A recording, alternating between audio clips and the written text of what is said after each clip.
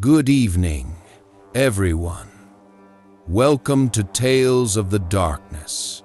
Tonight, you will hear about something that did not just watch from the shadows, but learned, copied, and then chose. A presence that started behind a wall, then in a hallway mirror, and finally stood close enough to leave its own mark. Turn off the lights. Listen closely. And if you live in an apartment with thin walls, do not think about what might be listening back. Let us begin. My name is Daniel, and for a long time I thought the worst thing about apartment life was the noise. Thin walls, loud televisions, plumbing that complained more than the tenants. I used to believe that if I heard something on the other side of the wall, there was always a simple, human explanation. I do not believe that anymore. The building where this happened was ordinary from the outside. Old paint, small balconies with rust on the rails, a narrow hallway that smelled like cleaning products during the day and dust at night. My unit was near the end of the corridor. The apartment to my left was occupied by an older woman who kept to herself. I did not know her real name. I only knew her as the woman next door. She was quiet, polite, and always seemed a little distracted, like her attention was never fully in the same place as her body. I would hear her door open early in the morning and late at night, but I almost never saw her leave. Her window stayed covered at all hours. She never had visitors. No television, no music, no laughter. Just the occasional soft sound of someone walking slowly from room to room. All of that seemed strange, but still normal enough, until the tapping started. It began on a weekday night. I was on my couch, scrolling through my phone with the television on low, when I heard a faint knock against the wall to my left. It was so soft that at first I thought it was the building settling. Then it came again, clearer this time. 3 taps. Pause. 3 more taps. I muted the television and held my breath. Nothing. The silence stretched long enough that I felt foolish for even noticing. I turned the volume back up and tried to forget it. A little later, I got up to grab some water. As I passed the same wall, the tapping happened again. This time, it matched my steps. Tap, tap, tap. Each time my foot touched the floor, something on the other side answered a heartbeat later, as if imitating the rhythm. I stopped walking. The tapping stopped. I took a single step. Tap. I remember standing there, in the middle of my living room, staring at a blank wall and telling myself that there had to be some explanation. Maybe the woman next door was moving something. Maybe there was a pipe running through that part of the building. I turned and walked toward the kitchen. The sound followed, not directly behind me, but along the shared wall, mirroring my path. The taps were light, deliberate, and always at chest height, never higher or lower. That was the first night I slept with my bedroom door closed. Over the next days, it kept happening. Not constantly, not enough to record easily, but just often enough to make me question my own senses. I would be reading. Tap. I would walk past the wall. Tap. Sometimes it would start up late, when the whole building felt empty, and I would lie awake counting the gaps between each sound. I never heard footsteps. I never heard furniture moving. Just those careful taps, like someone on the other side was exploring where I was. One evening I came home and found an envelope slipped underneath my door. Inside was a simple note written in shaky handwriting. Please do not answer if you hear anything through the wall at night. Do not talk back. Do not knock back. It was not signed, but I knew who had written it, the woman next door. I hesitated for a long time, then slipped the envelope back under her door with a short message added on the back. Are you all right? If you need help, knock on my door, not the wall. I waited. No answer, no sound at all. That was the last communication I ever received from her. The tapping stopped for several nights. The quiet felt almost worse, like a held breath. I started to hope that whatever had been happening was over, that maybe she had moved, that maybe the whole thing had been some kind of strange habit she dropped. Then the whisper came.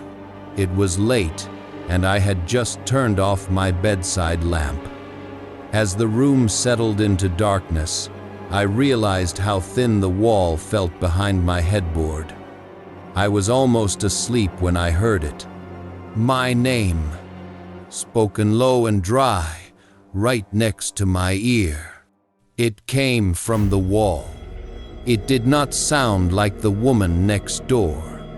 Her voice, the few times I had heard it in the hallway, had a soft, almost apologetic tone. This voice carried something else. It scraped more than it flowed, like air being pushed through a mouth that was not used to forming words. I froze. I did not move, did not answer, did not even open my eyes. The voice repeated my name. Closer. Longer. Then something slid down the wall, slow and dragging, like a heavy hand streaking along the other side. The sound moved from the height of my head down toward the baseboard, where it turned into a faint, uneven scraping. I slept with the lamp on after that. A week later, I found myself standing in the hallway, staring at my neighbor's door. It was slightly open, just a crack, enough for darkness to show through. No light, no sound. Nothing to indicate movement inside. I knocked gently. No answer. I knocked again, harder. Still nothing. But the door moved in response, just a hair, not inward or outward, but as if the entire surface shifted sideways against the frame. The sound it made was wrong, a dry drag instead of a hinge creak. I swallowed and leaned closer, trying to look through the gap. A shape slid into view. Not quickly. Not in a way that suggested a person turning or stepping. It was like a piece of darkness extended itself forward, filling the sliver of space, forming an outline where there had not been one before. It was tall. Too tall for the woman next door. The shoulders were too high, the head at an angle that made no sense for a human neck. I said her name softly, or what I believed her name to be. The figure did not react. The air coming through the gap felt colder than the hallway. Then, in one sudden motion, the door slammed. The impact rattled the frame and made the overhead light flicker. I stood there in the dim hallway for a long time, listening. No footsteps, no voice, just the quiet ring of my own pulse in my ears. That night, the tapping returned. Only this time, it did not stay confined to the living room wall. As I walked from the kitchen to the bathroom, the taps moved along with me, traveling faster now, no longer delayed. It sounded as if someone were running their knuckles along the other side, keeping perfect time with my pace. When I stopped, it stopped. When I backed away from the wall, it followed my path, tracing the edge of the room. I tried to ignore it, to pretend it was something loose in the structure of the building. I turned on the television louder than usual, left the lights on, tried to distract myself until I felt tired enough to collapse. But there is a point where avoidance becomes impossible. That point came the night I saw her inside my apartment. I had just finished brushing my teeth. The bathroom light was the only one on, spilling out into the dark hallway. As I raised my head, I caught sight of a reflection in the mirror behind me. Not directly, just at the edge. A figure standing in the hallway, just outside the bathroom door. It was the silhouette of my neighbor. The same height, the same outline of hair, the same slight curve of the shoulders. She faced the wall, not me, completely still. I spun around fast enough to make myself dizzy. The hallway was empty. When I turned back to the mirror, there was nothing behind me. I stood there, one hand braced against the sink, staring at my own reflection and trying to slow my breathing. I did not know what bothered me more, that the shape had looked like her, or that it had appeared in my apartment at all. Over the next nights, it happened again. Not always the same way, but always in the edges of reflective surfaces. In the black screen of the television before it turned on, I would see the outline of someone standing behind the couch. In the glass of the framed picture near the door, a shadow would tilt its head just as I walked past, only to vanish when I looked back. I started keeping track of when the disturbances were strongest. It was never tied to a time on the clock, but always to a certain silence in the building, a depth of quiet when no one was coming or going, and the pipes had stopped their restless groaning. One of those nights, as that silence settled in, I heard something new. Breathing. Not the rhythmic breathing of sleep, not the tired sigh of a neighbor. This was slow, measured, like someone inhaling through a long, narrow space. It came from the wall, then from the hallway, then from right behind the couch where I sat. The air changed temperature. It cooled first, then warmed near my neck, as if someone were leaning over my shoulder. Every instinct in me screamed to turn around. I did not. Instead, I stared forward and watched the dark surface of the blank television screen. In it, I saw a shape leaning over me, tall, thin, its head hovering inches from mine. It bent lower, as if examining my face, studying how I reacted. I closed my eyes and, for the first time, I prayed to wake up, but I was already awake. The next day, I went to speak to the building manager. I asked about the woman next door, if everything was all right, if she had reported anything strange. He frowned and looked through his papers. "No one is living there right now," he said. "That unit has been empty for weeks." I told him that was impossible, that I had heard her, that I had seen her. He shook his head and insisted. The last tenant had left suddenly, without much explanation, and the place was locked up, waiting for a new contract. That night, I heard the tapping again, from the other side of an apartment that was supposed to be empty. I did not go to check the door. I did not look through the peephole. I sat on my bed and stared at the wall until my eyes burned, listening to the slow, deliberate taps. At some point, I must have drifted off, because the next thing I remember is waking up in the dark to the feeling of weight at the foot of my bed. Something was standing there. I could not see it, not clearly, but the darkness at the edge of the mattress was deeper than the rest of the room, like a cutout of night pressed into the floor. My body refused to move. It felt like the air had thickened around me. The figure shifted closer, not with the step of a human foot, but with a sliding motion, as if it were pulled inch by inch across the floor. When it reached the side of the bed, I felt the mattress dip slightly. The shape leaned over me. "My name," it whispered. The voice carried the faintest echo of my neighbor, like someone had heard her speak once and was trying to repeat it without understanding how. Underneath that, there was something else, something old, something wrong. In that moment, I realized it had never really been her behind the wall. She had been sharing space with something that could learn, copy, and move between rooms. Now it wanted to see what it could do with me.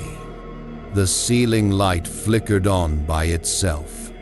For a fraction of a second, the room was illuminated, and I saw it clearly. It was not my neighbor. It only wore her shape like clothes that did not fit. The arms were too long, the head tilted at an angle that would have broken any human neck. The outline wavered, as if it were made of shadow barely holding itself together. Then the bulb burst, plunging everything back into darkness. The mattress weight lifted. The air thinned. I lay there until dawn, afraid that any movement would invite it back. The following afternoon, I knocked on the door of the supposedly empty apartment. No answer. I tried the handle. Locked. But near the bottom corner of the door, smeared along the wood, I saw it. A dark print, not quite a hand, not quite anything else.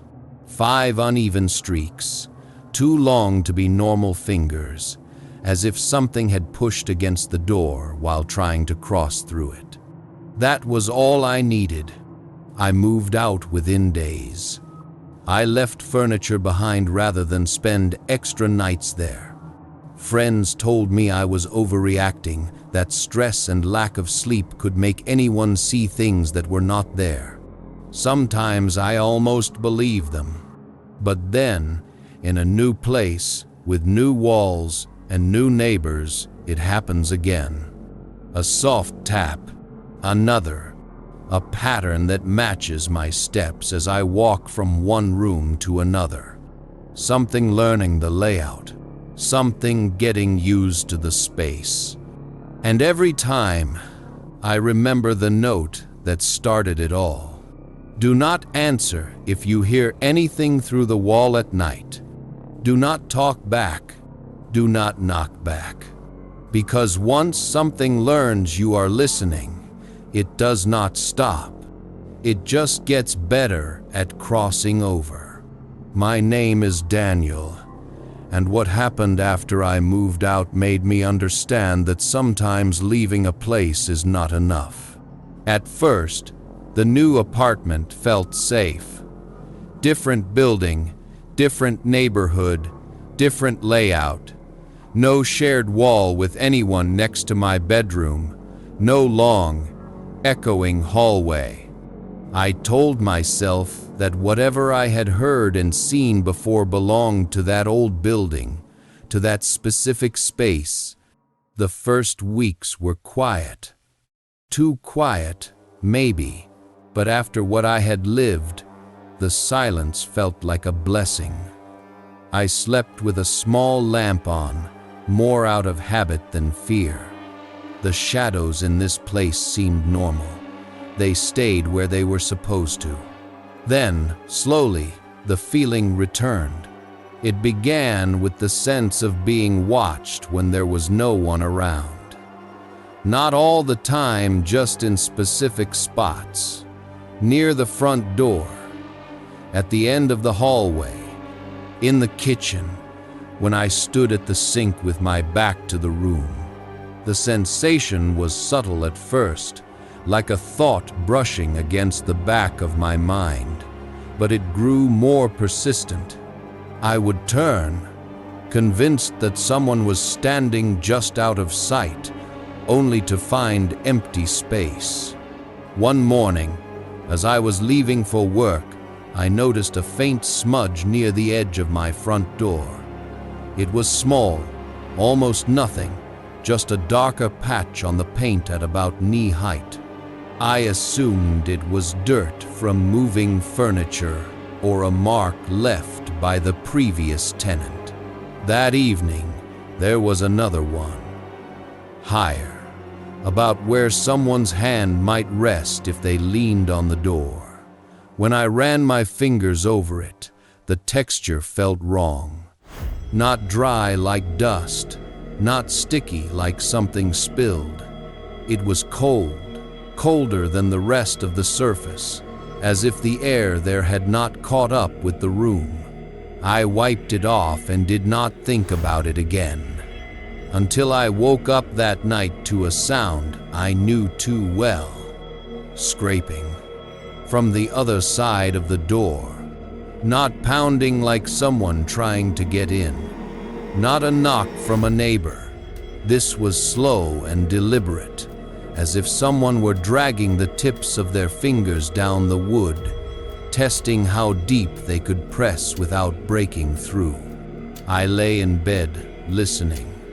The sound moved up and down in uneven lines, always returning to the same area, over and over, like someone tracing a symbol that only they could see.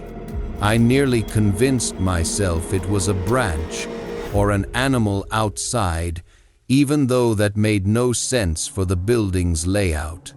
I did not look through the peephole. I remembered what had stood on the other side of the last door I checked. The next morning, there was a new mark, larger, more defined, right in the center of the door. It resembled the earlier smudges, but this time the shape was clearer. 3 long streaks running vertically, with a darker band crossing them near the middle. It was not paint. It was not something I recognized. When I tried to clean it, the cloth came away nearly dry, as if the substance were more shadow than stain. I told myself that someone was playing a prank, maybe a neighbor with a strange sense of humor, maybe kids from the area. I wanted it to be a human action, something I could report, something that could be stopped with a complaint.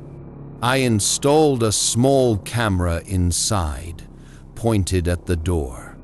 I did not have access to the building's hallway cameras, but I figured if anyone tried to tamper with the lock or push something under the frame, I would see their shadow.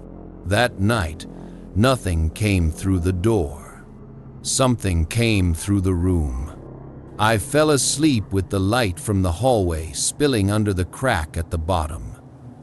The camera blinked softly in the dark, a small red dot the only sign it was on.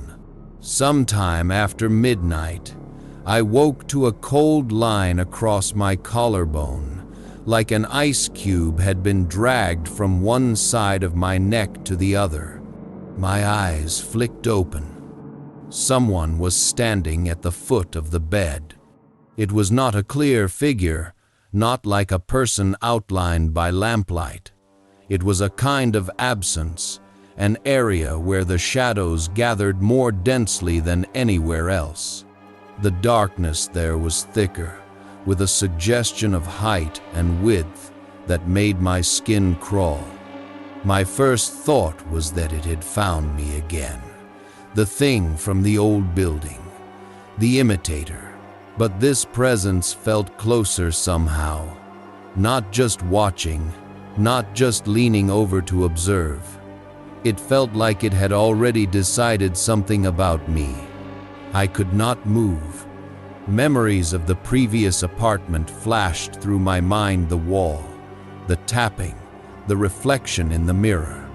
I waited for it to lean over me again, to try on a familiar shape. It did not. Instead, it lifted one of its arms. At least, that is what it seemed like.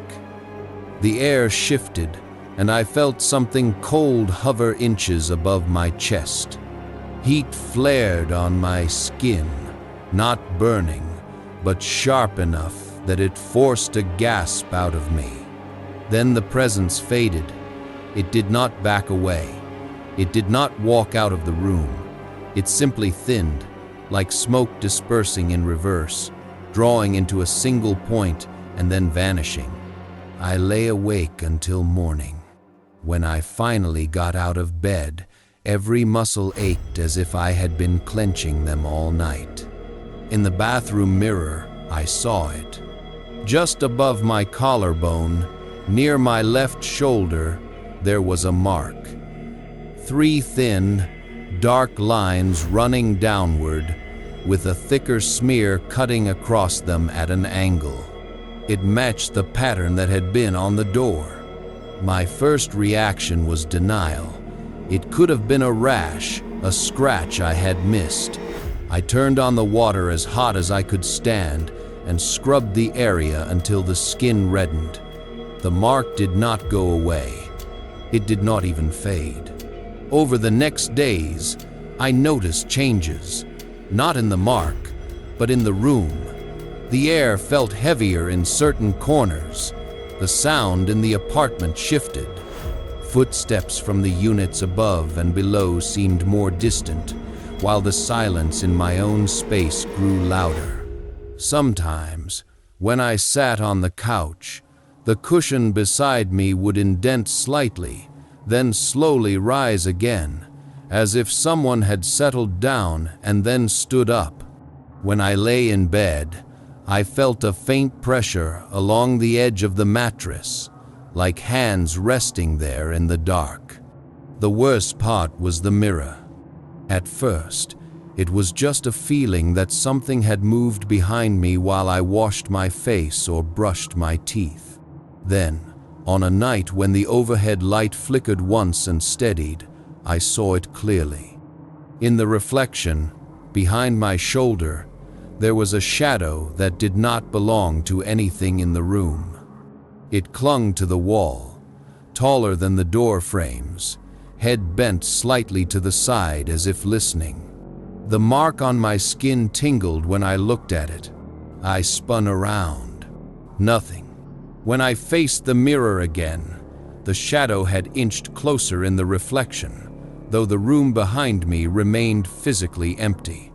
It was like the glass showed a version of my reality that had fallen a few steps ahead of the one my eyes could see. I started covering the mirror at night. The camera footage showed nothing, at first. Hours of me sleeping, rolling over, getting up for water. The night I woke with the mark, the video glitched at the exact moment the presence had been at my bed. The frame froze for a second, and then jumped forward, like something had interfered with the recording. I stopped watching the recordings after that. Some part of me was terrified that the next time, the footage would not skip, and I would see the thing clearly. The scraping at the door returned. Sometimes it was faint, barely loud enough to notice. Other nights it grew aggressive, like sharpened nails dragging hard enough to leave grooves. Each morning, new dark streaks appeared on the wood. Soon the pattern extended inward. On the inside of the door, near the floor, I found a smudge shaped like a hand that had reached under the gap and pulled back just before it could get through. I called the landlord and claimed there was something wrong with the paint, some kind of mold or stain appearing. He sent someone to inspect it. The marks were sanded, repainted, and pronounced harmless. They came back within days. The mark on my shoulder deepened in color as the streaks on the door darkened. Sometimes, when I lay completely still and focused only on that part of my body, I could feel a subtle throb there, not matching my heartbeat. A second rhythm, slower, patient. One evening, during a storm, the knocking escalated beyond anything I had heard before. It was no longer careful scraping or faint tapping. It was pounding. Something heavy hurling itself against the other side of the door, again and again, as if it had grown tired of subtlety. The walls shook with each impact. The ceiling light swung slightly. I stood in the center of the living room, listening, unable to bring myself to move closer. Then, as suddenly as it started, it stopped. A quiet pressed in, thick and absolute. No outside noise, no rumbling from the storm, nothing. Even my own breathing seemed too loud. From behind me, in the darkest corner of the room, I heard it. My name, soft, satisfied. I turned, slowly. The corner looked empty, but as my eyes adjusted, the darkness seemed to gather itself into a vertical shape, a suggestion of arms, a hollow where a face might be. The outline did not match any piece of furniture. It was simply there, layered into the shadows like an extra piece that had not been part of the original design. The mark on my shoulder burned with cold. Not heat, cold. Spreading inward this time instead of outward. The shape tilted its head, as if acknowledging that I could finally see it properly. Then it did something it had never done before. It smiled.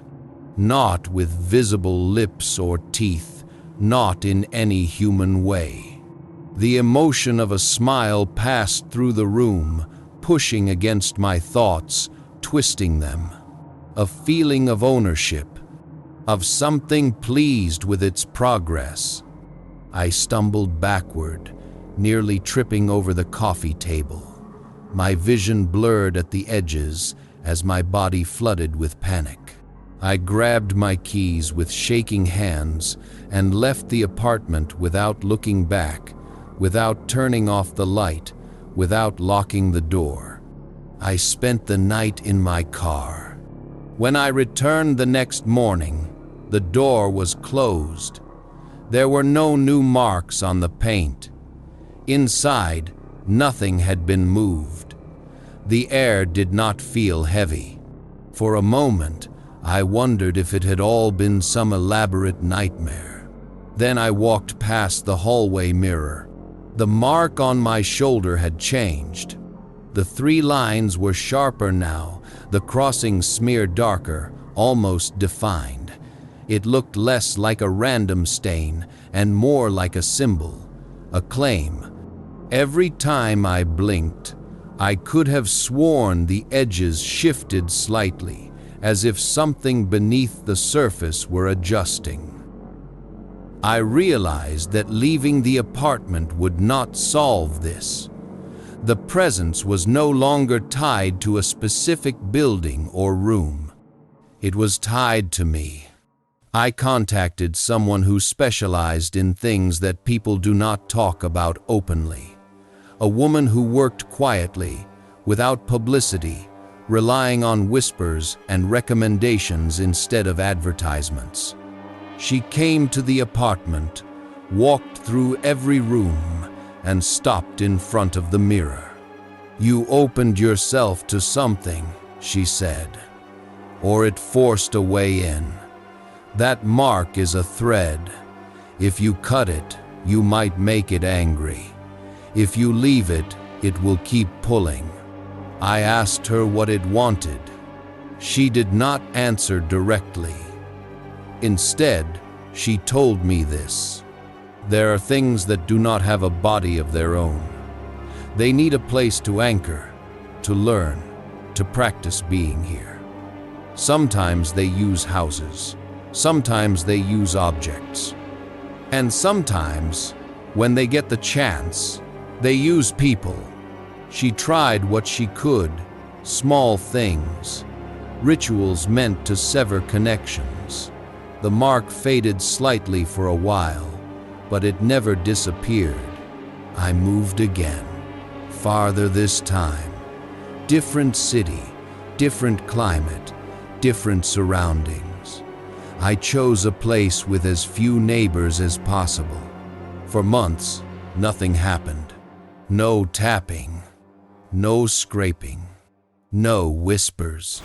I almost allowed myself to believe that distance and time had done what nothing else could. Then, one night, as I sat on the edge of my new bed in my new room, I felt a familiar sensation on my skin. Cold, right over the faded lines on my shoulder. I stood and walked to the mirror. Under the dim light, the mark darkened, as if recognizing the attention. In the reflection, behind me, the shadows in the corner of the room stretched a little farther than they should have. They thinned. They gathered. They shaped themselves. Not into my neighbor this time. Not into any human form at all. Something taller. Something closer to what it truly was. I turned around. The corner was empty. In the mirror, it was not. That is when I understood what the woman had meant. The mark was not just a reminder. It was a doorway, a trace it could use to find me wherever I went. I do not know how many times it will try. I do not know if there is a point where it stops. All I know is this: sometimes, late at night, when the world is quiet and the air feels colder over one small patch of skin, I hear a slow, patient tapping. Not on the walls, not on the door. From somewhere just behind my shoulder. From the place where it first reached through and decided I was worth claiming. This concludes Tales of the Darkness. Some people believe fear comes from chaos, from things that appear suddenly and disappear just as fast. But the stories you've heard tonight suggest something different. That fear can be patient, that it can follow routines, that it can move quietly from place to place, waiting for the right moment to continue. Footsteps that never change their route. Sounds that return at the same hour. Presences that don't need attention to exist. They don't chase. They don't rush. They wait. And sometimes, the most dangerous thing you can do is assume that leaving a place means leaving the pattern behind. Because some routines aren't tied to houses. They aren't tied to roads. They aren't even tied to people. They're tied to rules. And once a rule is passed on, it doesn't stop just because you're no longer there. If you want more stories like these, make sure to subscribe to Tales of the Darkness.